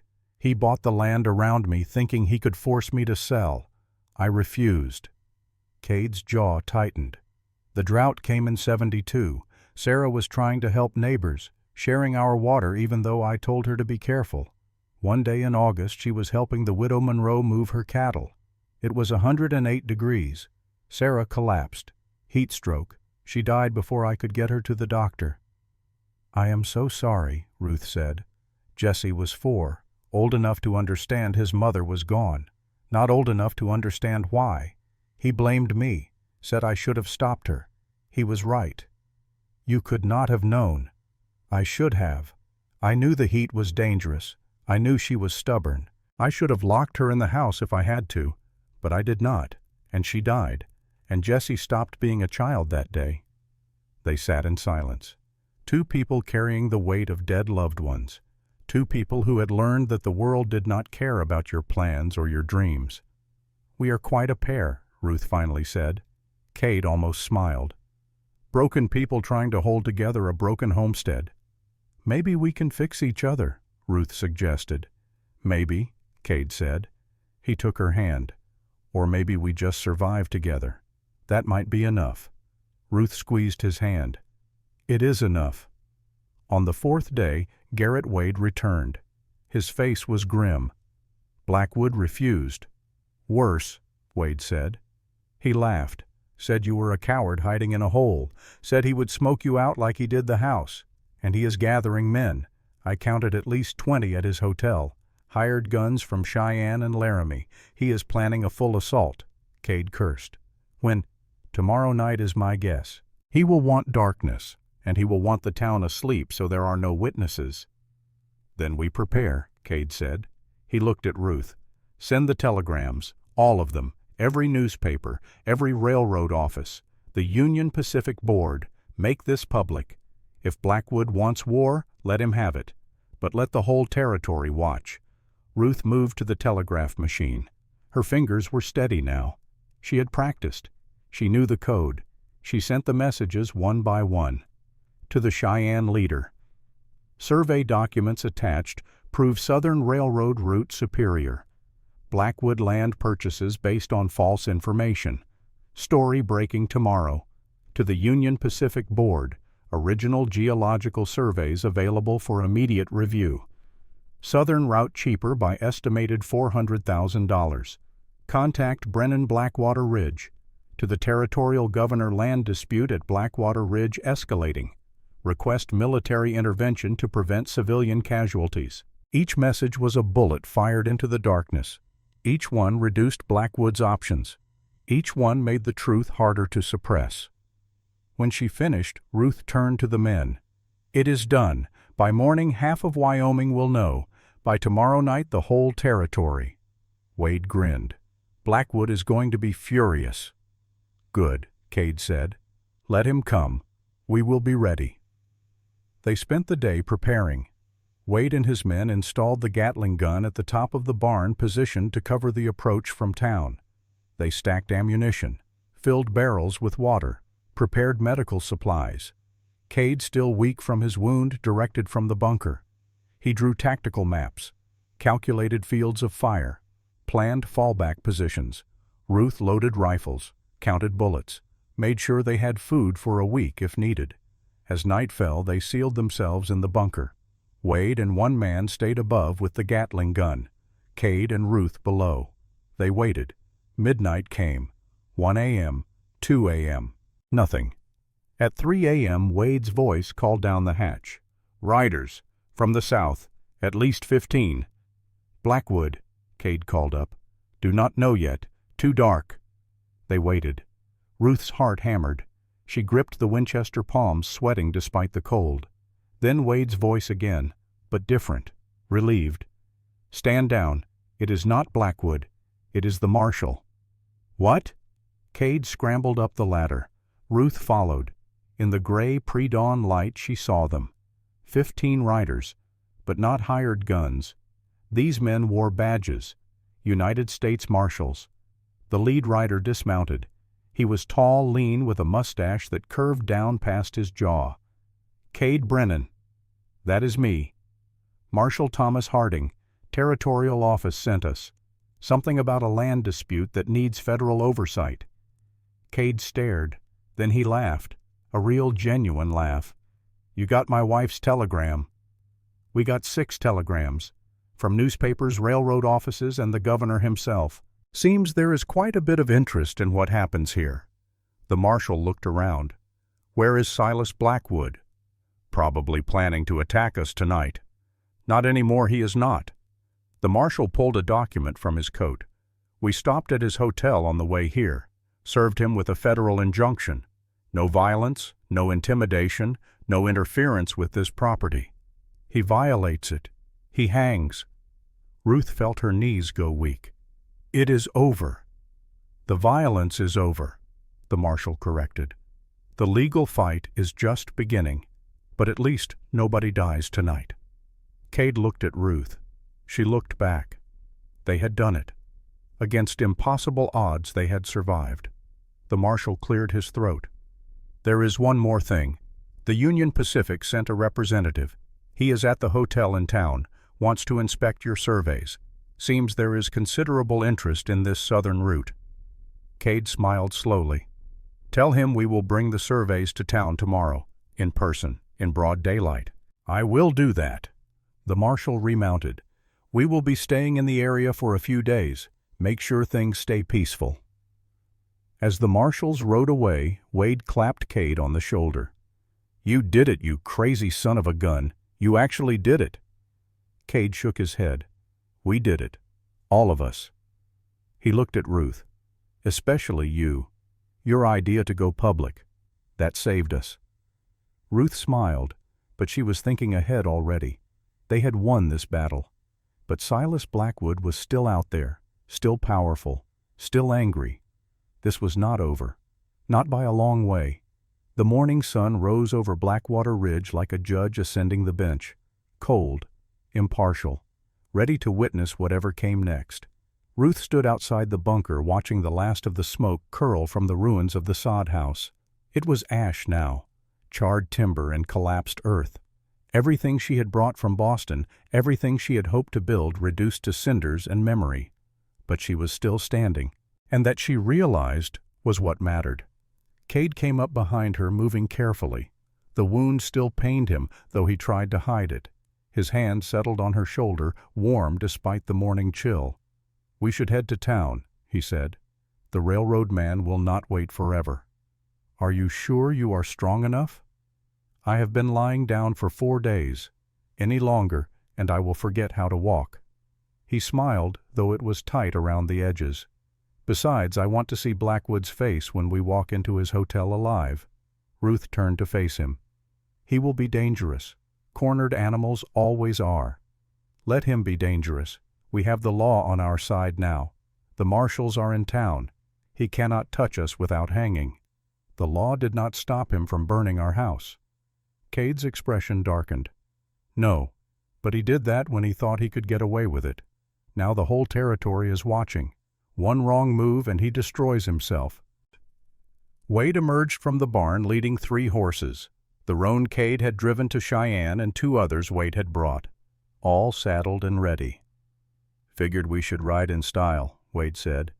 "Show the town you are not beaten." Ruth looked at the horses with trepidation. She had ridden exactly twice in her life. Both times had been short, uncomfortable, and humiliating. Cade saw her face. "You can ride with me. The roan is strong enough for both of us." "No," Ruth said firmly. "If we are making a statement, I need to arrive on my own horse, not clinging to my husband like a child." Wade grinned. "She has got spine, Cade. I like her." He brought over the smallest horse, a gray mare with gentle eyes. "This is Molly. She is older than dirt and twice as patient. She will take care of you." Ruth approached the mare cautiously. Molly turned her head regarding Ruth with what seemed like equine skepticism. "I do not know how to do this properly," Ruth admitted. "Left foot in the stirrup," Cade instructed. "Grab the saddle horn, pull yourself up and swing your right leg over." It took 3 attempts. The first time Ruth got her foot in the stirrup, but could not pull herself high enough. The second time she managed to get halfway up before sliding back down. The third time, Wade gave her a boost, and she landed in the saddle with an undignified thump. But she was up. "Now what?" she asked, gripping the saddle horn with both hands. "Now you hold the reins loosely. Molly knows the way to town. She has made this trip 100 times. Just let her do the work." They set out as the sun climbed higher. 3 riders heading down from the ridge toward Blackwater Ridge. From a distance they must have looked like ghosts. 2 people everyone thought were dead, and their outlaw friend. The ride took an hour. Ruth discovered that riding was less about skill and more about trust. Trusting the horse to keep walking. Trusting your body to move with the animal rather than against it. Trusting that you would not fall despite every instinct screaming that you were about to tumble into the dirt. By the time they reached the edge of town, Ruth's legs were trembling and her back ached. But she was still in the saddle. Blackwater Ridge spread before them. In daylight, it looked different than Ruth remembered. Smaller, more ordinary. The buildings were just wood and brick. The people, just people going about their daily business. Until they saw the riders. The first person to notice was a boy sweeping the boardwalk outside the general store. He froze, broom in hand, staring. Then he dropped the broom and ran inside, shouting. Within seconds, people began emerging from buildings, pointing, whispering. "That is Brennan. I thought he was dead. The house burned. Everyone saw it." He is alive. They both are. Ruth felt the weight of every eye in town upon them. She kept her back straight, her chin up. Let them stare. Let them see that she had not broken. They rode down Main Street at a walk. Slow, deliberate, like a parade. The Sterling Hotel rose ahead of them, 3 stories of painted wood and glass windows that caught the morning light. A monument to Blackwood's wealth and power. Cade dismounted first, then helped Ruth down. Her legs nearly buckled when her feet hit the ground, but she locked her knees and forced herself to stand steady. Wade tied the horses to the hitching post. He loosened his rifle in its scabbard. Just a reminder to anyone watching that they were not unarmed. Marshal Harding was waiting on the hotel porch. He nodded when he saw them. "Mr. Brennan, Mrs. Brennan, the railroad representative is in the dining room. Mr. Blackwood is also present. I have asked both parties to remain civil." "And will they?" Cade asked. "Blackwood is angry, but he is not stupid, not with 6 federal marshals in town." Harding's eyes were hard. "But keep it professional in there. The moment this turns into a brawl, my orders are to arrest everyone involved and sort it out in Cheyenne." "Understood," Cade said. They entered the hotel. The lobby was elegant in a frontier way, polished wood floors, a crystal chandelier that must have cost more than most people in town earned in a year, furniture upholstered in burgundy velvet, and standing near the fireplace watching them enter with eyes like chips of ice was Silas Blackwood. He looked older than Ruth remembered, smaller somehow despite being the same size. Fear had a way of making people seem larger in memory. Seeing him now in daylight, he was just a man in an expensive suit. Powerful, yes. Dangerous, certainly. But mortal. Beside him stood Mayor Carver, looking nervous. And a third man Ruth did not recognize. Younger, maybe 40, with wire-rimmed spectacles and a leather satchel. "Mr. Brennan," the stranger said, stepping forward with his hand extended.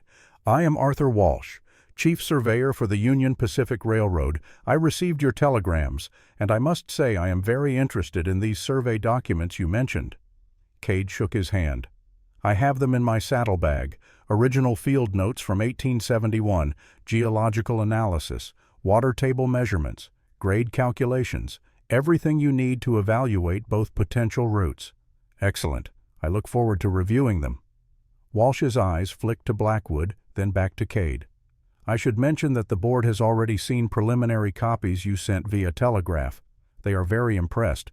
The southern route appears to offer significant advantages." Blackwood's jaw tightened, but he said nothing. Walsh continued, "Of course we would need to conduct our own independent survey to verify your findings.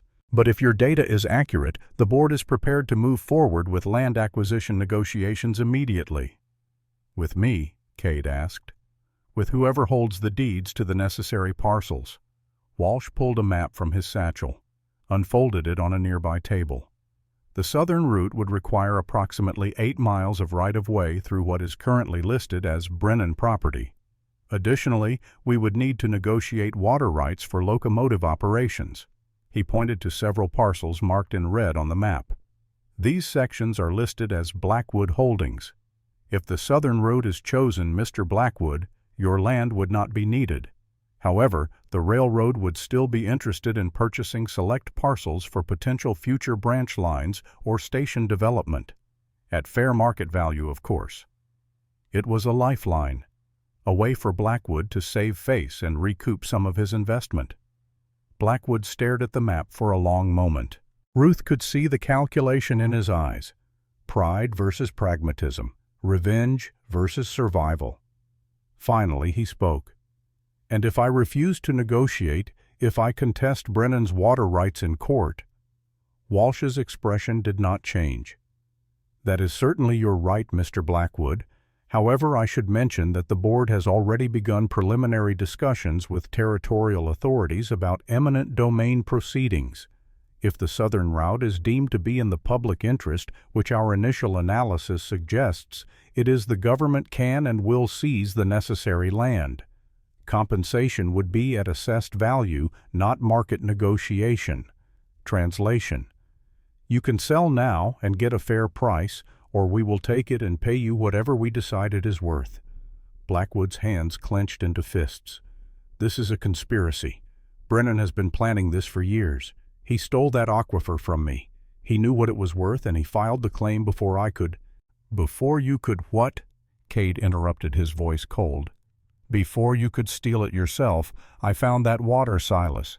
I did the survey work. I filed the legal claim. Everything was by the book. We were partners. We were business associates. There is a difference." Blackwood took a step forward. Marshal Harding moved between them smoothly, hand resting on his pistol. "Gentlemen, this is a business discussion. Keep it civil or take it outside. And if you take it outside, you will both spend the night in cells." Blackwood stepped back, visibly controlling himself. Walsh cleared his throat. "Perhaps we should review the survey documents that might help clarify the technical merits of both routes." Cade retrieved the leather satchel from his saddlebag. Inside were the original field notebooks, page after page of measurements, calculations, and hand-drawn maps, his handwriting from 4 years ago young and precise. Walsh examined them with the focus of a man who understood exactly what he was looking at. He pulled out a magnifying glass, checked dates, cross-referenced coordinates. After 20 minutes he looked up. "These are authentic. The paper stock matches Union Pacific issue from 1871. The surveying methods are correct for that period, and the data supports your conclusions, Mr. Brennan. The southern route is superior in every measurable way. Lower grade, better water access, reduced blasting required. I estimate cost savings of at least $400,000 compared to the northern alternative." $400,000. The number hung in the air like smoke. Blackwood's face had gone pale. That number represented everything he had invested in the northern land, everything he stood to lose. "The board will make a final decision within 60 days, Walsh continued. "But I would be surprised if they chose anything other than the southern route. It is simply the better option." He turned to Cade. "The railroad is prepared to offer you $50,000 for an 8-mile right-of-way plus annual water rights fees of $5,000. That offer stands for 30 days. After that, we proceed with eminent domain. $50,000 plus $5,000 per year in perpetuity." Ruth felt her breath catch. That was wealth beyond anything she had imagined, not just survival, not just comfort, true generational wealth. Cade did not react. His face remained neutral. "I will consider your offer, Mr. Walsh, but I have one condition, which is, the aquifer rights include water allocation for the valley farmers. Any agreement with the railroad must guarantee that local ranchers and homesteaders retain access to water at reasonable rates. The railroad can have what it needs for locomotives, but the people who live here need water to survive." Walsh nodded. "That seems fair. We can write those protections into the contract. Then we have a deal in principle. My lawyer will review the formal offer when you are ready." They shook hands. Blackwood watched the exchange with an expression Ruth could not quite read. Fury, yes, but also something else, something that looked almost like resignation. "May I speak with you privately, Brennan?" Blackwood asked quietly. Cade glanced at Marshal Harding. "I will allow it," the marshal said, "but it happens in my presence, and if I see so much as a threatening gesture, this conversation ends." Blackwood nodded. He walked to the far corner of the dining room. Cade followed. Ruth moved to follow as well, but Cade held up a hand. "Let me handle this." Ruth wanted to argue, but she saw the look in Cade's eyes. This was something he needed to do alone. She watched from across the room as the two men talked in low voices, Blackwood gesturing occasionally, Cade mostly still just listening. After 5 minutes they shook hands. Cade returned to Ruth's side. His expression was unreadable. "What did he say?" Ruth asked quietly. "Later. Let us get out of here first." They left the hotel. The entire town seemed to be watching. Word had spread fast. People lined the boardwalks, staring at the man who had survived Blackwood's attack, staring at his wife who had fought beside him. Wade was waiting with the horses. "Well?" he asked. "We rich or dead?" "Rich," Cade said. "Provisionally, if the railroad follows through."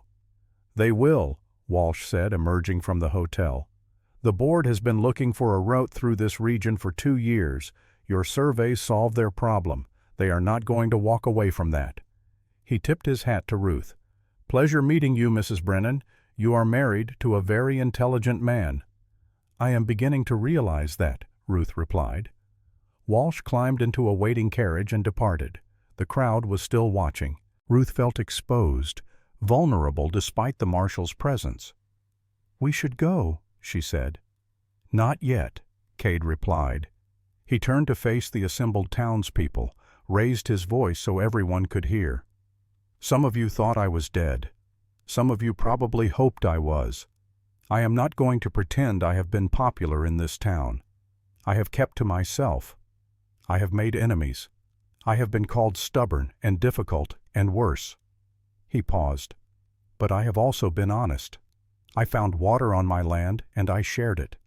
Every rancher in this valley has been drawing from the North Stream for 3 years. I never charged a cent. I never asked for thanks. I just did what I thought was right." Murmurs in the crowd, some nodding, others looking uncomfortable. "Silas Blackwood tried to buy my land. When I refused, he tried to burn me out. He sent armed men to kill me and my wife. He failed. Now the law is involved, the railroad is involved, and the truth is coming out." Cade's voice grew stronger. "But here is what I want all of you to know. I did not do this for revenge. I did not do this for money. I did it because this valley deserves better than being owned by one man. This valley deserves fair water prices, fair land prices, a future where your children can build something without having to bow to a land baron who thinks he owns everything, including you." He pulled Ruth close to his side. "This woman came here expecting poverty. I gave her war instead. She could have run. She could have gone back to Boston. But she stayed. She fought. She saved my life. And together we are going to make sure this valley has a future worth living in." Someone in the crowd started clapping. Then another. Then more. Not everyone. Some people stood silent, loyal to Blackwood or simply suspicious of change. But enough. Enough to show that opinion was shifting. As they rode out of town, Ruth looked back. The Sterling Hotel still dominated the skyline, but it seemed smaller now, less intimidating. "What did Blackwood say to you?" she asked again. In the hotel, Cade was quiet for a moment. "He apologized." Ruth nearly fell off her horse. "What?" "He said Catherine's death broke something in him, that he blamed me because he could not blame himself, that he knew I had offered water and he had refused it out of pride. He said he had become the very thing he hated, a man who valued pride over people." "And you believed him?" "I do not know. Maybe. Maybe he just realized he lost, and he is trying to salvage what dignity he has left." Cade shrugged. Either way, he agreed to sell his northern land to the railroad. He agreed to drop all claims to the aquifer. In exchange, I agreed not to press charges for the attack on our house. "That is generous of you. It is practical. A trial would take years, cost thousands. And in the end, what would we gain? He would go to prison maybe. Or maybe he would buy his way out. This way, he leaves the valley. We get peace. Everyone moves on." Ruth considered that. "You are a better man than I am, Cade Brennan." "No, I am just tired of fighting." They rode in silence for a while. "There is still one problem," Ruth said eventually. "What is that?" "We do not have a house." Cade smiled. "I have been thinking about that. The bunker is weatherproof. We could live there through winter. Come spring, we build something proper, a real house, with a wood floor and glass windows and a separate bedroom." "Scandalous," Ruth said with a small smile. "We will be married by then. Circuit preacher is due next month, if you still want to." "I do," Ruth said, "but not in the bunker. I want a real wedding, in town, in front of everyone. I want them to see that the mail-order bride nobody wanted is now Mrs. Cade Brennan, and I am staying. Then that is what we will do." They crested the ridge. Below them the valley stretched green and gold in the afternoon sun. The burned house was a scar on the landscape, but the land itself was beautiful, alive, full of possibility. "It is not what I expected," Ruth said. "Is that good or bad?" I do not know yet. Ask me in a year. Cade laughed, a real genuine laugh. Fair enough. They descended into their valley, into their future, whatever that might be. 3 days before the wedding, Silas Blackwood returned. Ruth was hanging laundry outside the half-finished timber frame of their new house when she saw the rider, a single man on a tired horse coming up the valley trail alone. No guns visible, hands raised in a gesture of peace. She called for Cade. He emerged from the house, rifle in hand, but he did not raise it. They both watched as Blackwood dismounted 20 yards away. The man who approached them looked nothing like the land baron who had threatened them in the general store. This Blackwood was thinner, older. His expensive suit had been replaced by simple trail clothes. The silver-tipped cane was gone. "I did not come to fight," Blackwood said. His voice was hoarse-aged. "I came to say what I should have said months ago." He stopped 10 feet away, did not come closer without invitation. "I killed her. My pride killed Catherine. You offered water. I refused. She died, and I blamed you because I couldn't blame myself." Tears ran down his weathered face, cutting tracks through trail dust. "Except you had not stolen anything. You had done what any smart man would do. You saw an opportunity, and you took it. Legal. Fair. And I called it theft because I could not stand that you had been quicker than me, smarter than me." Blackwood pulled an envelope from his coat, set it carefully on a rock between them. "The deed to the Sterling Hotel. I am signing it over to the valley, for a school, or a hospital, whatever this territory needs. It is the least I can do for the people I have wronged." He straightened, met Cade's eyes directly. "I am leaving Wyoming, going back east, starting over if there is such a thing as starting over at my age. But before I go, I needed you both to know. You were right. About everything. The water, the railroad, the way a man should treat his neighbors. And I was wrong." Cade lowered his rifle, walked forward slowly, extended his hand. "Go in peace, Silas." Blackwood stared at the offered hand. Then slowly he took it. They shook once, firmly. "I do not deserve your mercy," Blackwood said. "None of us do," Cade replied. "That is what makes it mercy." Blackwood mounted his horse, looked back one last time. "Be good to each other," he said to Ruth. "Do not let pride poison what you have built. I made that mistake once. It cost me everything." Then he rode away down the valley trail, and neither Ruth nor Cade ever saw him again. Ruth stood beside Cade, watching until Blackwood disappeared over the ridge. "Do you think he meant it?" she asked. "I think he has lost everything that mattered to him," Cade said. "And sometimes that is what it takes for a man to see clearly." They stood in silence for a moment. 3 more days, Ruth said. "And then we are married." Cade smiled. 3 more days. 1 month later, the circuit preacher arrived on a Tuesday. Reverend Michaels was 60 years old with kind eyes and hands gnarled by arthritis. He had been riding the Wyoming Territory Circuit for 20 years, marrying people and burying them in equal measure. He married Cade and Ruth in the town church, a small building wood frame with a simple cross above the door. The entire town attended, not because they all supported the marriage, but because everyone wanted to see the conclusion of the story: the mail-order bride who had been rejected on arrival, the poor farmer who turned out to be a land baron, the water war that had nearly burned the valley down. Ruth wore a dress she had sewn herself, simple gray cotton. She could have afforded silk now. Cade had already received the first payment from the railroad, but she chose gray because it was honest. It was who she was. Cade wore a new suit, his first in 5 years. He looked uncomfortable in it, tugging at the collar, but he stood straight when Ruth entered the church. Wade stood as best man, and beside Cade, small but standing tall in his first real suit, was Jesse.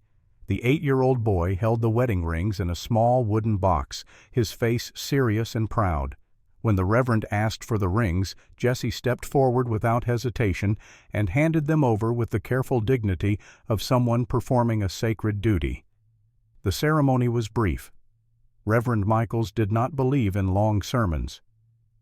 Do you, Cade Brennan, take this woman to be your lawfully wedded wife, to have and to hold in sickness and health for richer or poorer, until death do you part?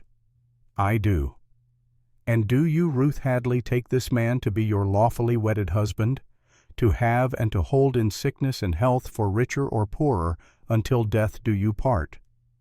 Ruth looked at Cade, at this man who had offered her escape from debt and given her a war instead, who had been shot defending her, who had shared his water with neighbors even when it would have been easier to sell it. I do. Then by the power vested in me by the territory of Wyoming, I pronounce you man and wife. You may kiss the bride. Cade kissed her, gentle, brief, but real. The congregation applauded, not everyone, but enough. As they walked out of the church, Ruth saw Silas Blackwood standing at the back. He was dressed for travel. A packed wagon waited outside. He caught Ruth's eye, nodded once, a gesture of acknowledgment, if not quite respect. Then he climbed into his wagon and left Blackwater Ridge forever. Good riddance, Wade muttered. But Ruth felt something else, not quite pity, but an understanding that Blackwood's story was a tragedy, a good man broken by grief and pride, a cautionary tale about what happens when you cannot let go. The reception was held at the hotel. The new owner, a man named Foster, who had bought it from Blackwood at a discount, offered the dining room for free. There was food and music and dancing. Ruth danced with Cade, who was stiff and awkward but trying. She danced with Wade, who was surprisingly graceful. She even danced with Jesse, who had come down from the ridge for the occasion. The boy was still serious, still guarded, but when he looked at Ruth, there was something new in his eyes. Not quite trust, but the beginning of it. You stayed, he said quietly during their dance. I did. The others did not. I am not them, Jesse. He nodded. Pa is happier, with you here. I am happy too. Good. He stepped back suddenly, self-conscious. I should go. The horses need feeding. Jesse, wait. He paused. Thank you for giving me a chance. The boy almost smiled. You earned it. He disappeared into the crowd. Cade found Ruth a few minutes later. You all right? Better than all right. I was just thinking. About what? About how much has changed in 2 months. I arrived here thinking I was marrying poverty, running from debt, and now I am a landowner's wife, wealthy at least on paper, safe from Marcus Finch and his threats. Any regrets? Ruth considered that seriously. Ask me again in 10 years. Cade smiled. Fair enough. They left the reception early, rode back to the ridge as the sun set behind the mountains. The bunker was their home now. Cade had made improvements, brought down furniture from the barn, hung lanterns. It was comfortable in a rough way. That night, for the first time, Ruth and Cade slept in the same bed as husband and wife, not out of obligation or arrangement, but because they chose to, and outside the valley slept under stars that stretched horizon to horizon. The water still flowed, the land still waited, and tomorrow would come, whether they were ready or not. 3 years later, spring 1879, the house was finished. It was not a mansion, not like the Sterling Hotel had been, but it was solid, 2 stories of timber and stone, glass windows that caught the morning light, a porch that wrapped around 3 sides, and inside a nursery. Ruth stood in the doorway watching her daughter sleep. Emma Brennan, 6 months old, dark hair like her father, blue eyes like both of them. Jesse, now 11, was utterly devoted to his baby sister. He had been skeptical when Ruth's pregnancy was announced, but the moment Emma was born, something in the boy softened. He held her with careful reverence. He made her laugh with silly faces. He was the protective big brother Ruth had hoped he would be. Cade came up behind Ruth, wrapped his arms around her waist. She is beautiful, he murmured. She is. We make good-looking children together. We should make more, Ruth laughed. Let me recover from this one first. They stood in comfortable silence. Through the window they could see the valley. The railroad had been completed last year. A small station sat at the base of the ridge. Blackwater Station, they called it. Trains stopped twice a week bringing supplies and passengers and connecting this remote corner of Wyoming to the rest of the country. The town had grown. New businesses, new families. A school had opened. Jesse attended 3 days a week when ranch work allowed. The water cooperative Cade had established was thriving. 47 farms now drew from the aquifer, paying modest fees that covered maintenance and allowed Cade to hire help with the distribution system. The valley was green even in summer. Cattle were fat. Crops grew. It was not paradise. There were still droughts, still hard winters, still the endless work of frontier life. But it was good. "I got a letter today," Cade said, "from the territorial governor. They want me to run for the legislature, represent this district." Ruth turned in his arms. "What did you tell them?" "That I would think about it, discuss it with my wife. Your very wise wife who knows you hate politics." "That wife, yes." Ruth considered. "We could do a lot of good. Water rights legislation, land reform, protection for small homesteaders. We could also spend 6 months a year in Cheyenne arguing with idiots." "True," Ruth smiled. "But you are good at arguing, and those idiots need someone to set them straight." "So, you think I should run?" "I think you should decide what you want, not what the valley needs, not what I need. What you want." Cade was quiet for a long moment. "I want to build things. I want to watch Emma grow up. I want to sit on our porch when I am 70 and watch the trains go by and know that we made this, that we took a patch of dirt and turned it into something real." "Then do not run," Ruth said simply. "Just like that. Just like that. Let someone else fight in Cheyenne. You have fought enough." Cade kissed her forehead. "Have I told you lately that you are terrifying when you are decisive?" "Not today, but feel free to tell me again." They stood together as the sun set, painting the valley in shades of gold and amber. Below them, the town was lighting evening lanterns. Smoke rose from chimneys. Children played in the street, their laughter carrying on the wind. This was what they had fought for. Not wealth, not fame. Just the right to build a life on their own terms, to share water with neighbors, to raise children who would never know what it meant to be desperate. Ruth thought about the girl who had stepped off the train in Cheyenne 2 years ago. Desperate, frightened, carrying a pie nobody wanted. That girl was gone. In her place was a woman who knew her own worth, who had learned that dignity was not something given by others but claimed for yourself, who had discovered that the greatest wealth was not gold or land, but the freedom to choose your own path. "Do you ever think about Boston?" Cade asked, reading her thoughts. "Sometimes. I wonder what happened to Marcus Finch, whether he is still collecting debts and ruining lives. You could find out. Hire an investigator." Ruth shook her head. "He does not matter anymore. That life is over. No regrets." "I thought you agreed to wait 10 years before asking me that." Cade smiled. "I am impatient." Ruth turned to face him fully, looked into his eyes, saw the man who had offered her safety when she needed it most, who had shared his secrets and his scars, who had become not just a husband, but a true partner. "No regrets," she said firmly. "Not one." "Good, because I have something for you." He pulled a small box from his pocket, opened it. Inside was a ring. Not the plain gold band she wore now. This was different. A sapphire surrounded by tiny diamonds, delicate and beautiful and completely impractical for ranch work. "Cade, it is gorgeous, but I cannot wear this while mucking stables or kneading bread, so wear it at dinner, wear it when we go to town, wear it when you want to remember that you are not just a rancher's wife.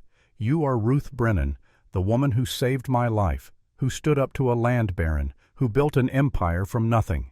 He took her hand, slid the ring onto her finger beside her wedding band. "I never properly courted you, never gave you the romance you deserved. I am not good at pretty words or grand gestures, but I can give you this, a reminder that you are valued, that you are loved." Ruth looked at the ring, then at Cade. Then she did what came naturally. She kissed him, not gently, not briefly, but with the full force of 3 years of partnership and struggle and triumph. When they finally pulled apart, both breathing hard, Cade laughed. "I should buy you jewelry more often. You should tell me you love me more often." "I love you. I love you too," Emma cried from the nursery. The spell broke. They both laughed and went to tend their daughter. This was life, not perfect, not easy, but real and true and earned. And in the morning the sun would rise over Blackwater Ridge, the trains would run, the water would flow, the valley would continue to grow. But for now, in this moment, Ruth Brennan was exactly where she belonged. Home. 1889. Ruth stood on the porch of the house watching the valley below. She was 36 now. A few gray hairs threaded through the brown. Lines had formed around her eyes from squinting at the Wyoming sun. But she was strong, healthy, content. Emma was 10, smart as a whip and twice as stubborn. She had announced last week that she wanted to be a surveyor like her father. Cade had immediately begun teaching her mathematics and geology. Jesse was 21. He managed the water cooperative, now freeing Cade to focus on other projects. 2 years ago, he had married Mary, a teacher from town. They lived in a cabin on the Eastern Ridge, building a future together. And Cade was 47. Silver touched his temples. His wound from the fire attack sometimes ached in cold weather. But he was happy, building a legacy that had nothing to do with money and everything to do with the future. A wagon approached from town. Ruth recognized the driver. Marshall Harding, retired now, but still a friend. He climbed down, handed Ruth an envelope. "This came for you, from Boston." Ruth took it with trembling hands. She had not received mail from Boston in 10 years. Inside was a newspaper clipping. The Boston Herald, dated 2 weeks prior. "Local businessman dies. Marcus Finch, 55, found deceased in his office on Wharf Street. Authorities rule death as suicide by poison." Finch had recently declared bankruptcy following investigation into his lending practices. He is survived by no immediate family. Ruth read it twice, then folded it carefully. "Bad news?" Harding asked. "Old news," Ruth replied, "from a life I used to live." She walked to the fire pit behind the house, lit a match, held the clipping until the flames caught, then dropped it into the coals. Marcus Finch, the man who had driven her west, who had threatened and manipulated and thought he owned her future. He was gone, and she had survived. More than survived. She had thrived. Ruth watched the paper burn to ash. Then she went back inside, where Cade was helping Emma with her mathematics, and Jesse was planning his wedding, and the future stretched bright and possible ahead. This was the story of a mail-order bride who thought she was marrying poverty, who discovered she had married into a war, who fought and bled and won not just survival, but belonging. But stories Ruth had learned were never really over. They just changed shape. That evening, as the sun painted the valley in shades of gold, Ruth and Cade sat on their porch, the house that had replaced the sod hut, the valley that had become a community, the water that flowed freely to all who needed it. Emma was inside, bent over her surveying instruments with the fierce concentration she had inherited from her father. Jesse and his wife Mary were walking hand in hand down by the creek, planning their future. "Do you remember the pie?" Ruth asked suddenly. Cade turned to her, a smile playing at his lips. "The one I never tasted. I baked it to prove I could be useful, to show I was worth keeping." Ruth shook her head at the memory. "I thought if you did not want me as a wife, at least you would remember me as the woman who made good pie." "I remember you as the woman who shot a man to save my life," Cade said, "who stitched me back together in a bunker, who turned a water war into a legacy that will outlive us both." Ruth leaned her head on his shoulder the way she had done 1,000 times before. "We should bake a pie," she said, "to celebrate." "Celebrate what?" "Surviving, thriving, loving each other despite every reason we had not to." Cade stood, offered her his hand. "Apple or cherry?" "Surprise me." They walked inside together the way they had walked through everything for 14 years, through fire and war and doubt and triumph. And the pie they baked that night was perfect, not because of the recipe passed down through generations, but because they made it together. In the valley below, the evening train whistled as it pulled into Blackwater Station, bringing new settlers, new families, new stories waiting to be written. But here on this porch, this story was complete. The mail-order bride nobody wanted had become the woman everyone respected. The poorest man in Wyoming had become the richest in the ways that mattered, and the water that had nearly destroyed them had given life to an entire valley. Tomorrow would bring new challenges, new choices, new moments to prove that dignity and partnership were stronger than any fortune. But tonight there was pie. There was laughter from the kitchen where Emma was trying to steal a taste. There was the sound of Jesse and Mary returning from their walk. There was home, and that Ruth Brennan thought as she watched her family gather around the table was worth more than all the gold in Wyoming.